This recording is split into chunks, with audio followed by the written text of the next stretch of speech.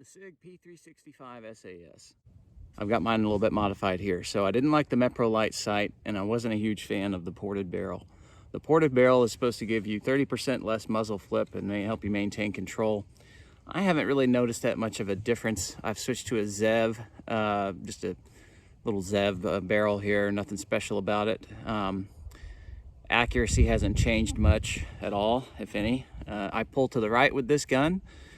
For some reason, it's got a real smooth trigger break. I really like the gun though.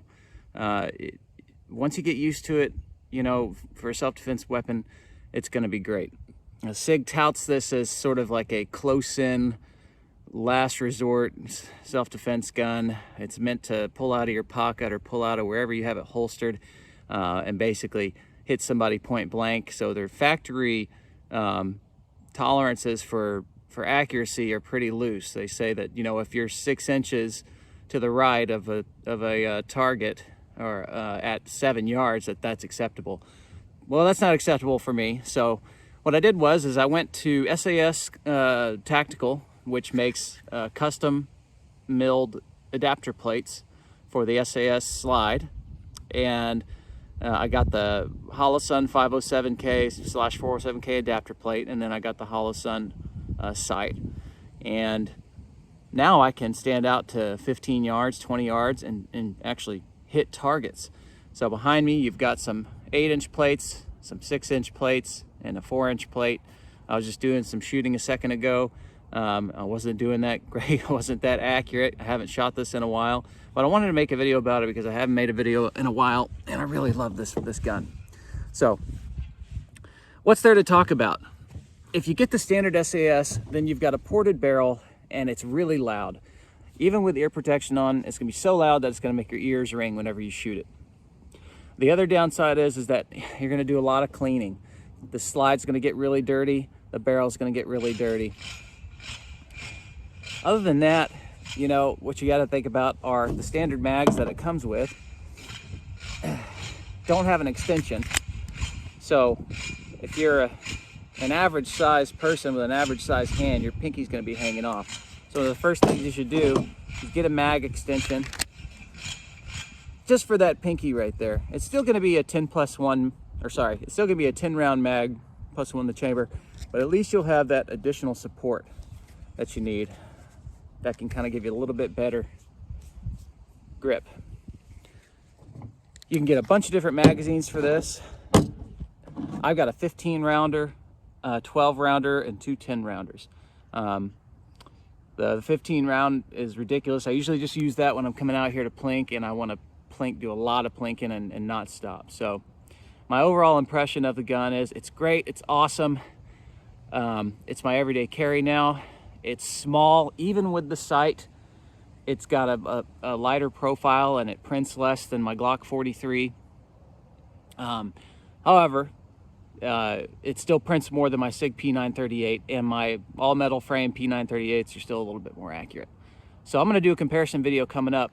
But for now, if you're thinking about getting an SAS, or a 365 SAS, then just keep these things in mind. What it's got is you've got a recessed slide lock, a recessed slide lock and slide release here. So it's kind of a pain in the butt to get the slide off. The models actually from the store come with a curved trigger, so I upgraded the trigger to the straight trigger. So this is basically a 365 XL after everything is said and done. Took the ported barrel out and put a sight on there. So they're selling these Sigs now with the Sig Romeo sight, but the Holosun's much better with the 3 selectable reticles and 2 night vision modes and 8 different settings for the reticle brightness. So it's pretty awesome. And that's that. I don't really know what else to say about it. I really love the gun. Oh, my camera work's terrible. I gotta get better. I need a camera person. But I made a little update on the range, so got more targets to shoot at. And I think I'm gonna go get some more ammo, shoot a little bit more.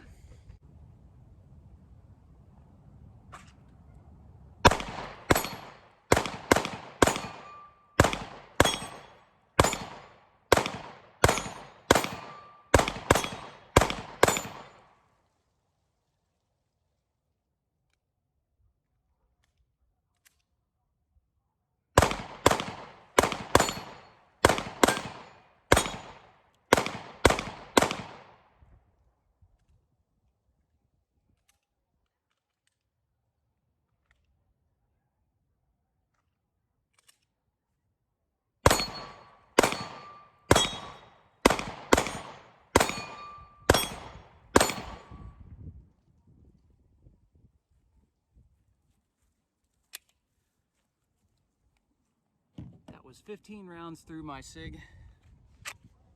That was 15 rounds through my SAS. And then that was 8 rounds through my Glock 43. I wasn't counting, but I think I missed probably half of the rounds I shot through this. I'm at 10 yards and I'm using a fully zeroed, although I might have lost 0 since I last did this. I didn't use Loctite on the plate. It doesn't feel loose, but I'm gonna check the 0 again. But the problem is not with the 0, I think. I think it's with the trigger brake. It's a soft brake. It's so soft. It's soft like a pillow. You take the Glock. I've updated this with a Zev trigger. I think it's a Zev anyway. Or an Apex trigger. But hard brake. Like just a clunk. It's nice. It's got a crisp, hard brake. This does not have a crisp, hard trigger brake. So I don't know if that has something to do with the accuracy. Again, I mean, this thing is built up about as far as you can to have it be more accurate, especially since stock it comes with the Meprolite bullseye sight. This iron sights, and I hit every single target. I think I got about 8 out of 9, or 7 out of 8, or 8 out of 9. So I don't know. I'm still going to carry my Sig SAS everywhere I go, but practically speaking, I'm more accurate with the Glock. So we're gonna have to see how that goes. We have to do some more tests. We're just gonna have to fire some more rounds out of the Sig, re-zero it. When I came out here to make this video, I didn't really do a lot of prep. I don't typically do a lot of prep for any of my videos. They're all pretty much ad hoc.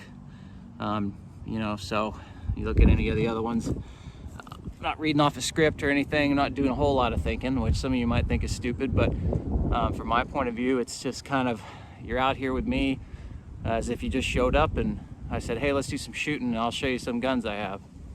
So my opinions on the SAS, I love this gun.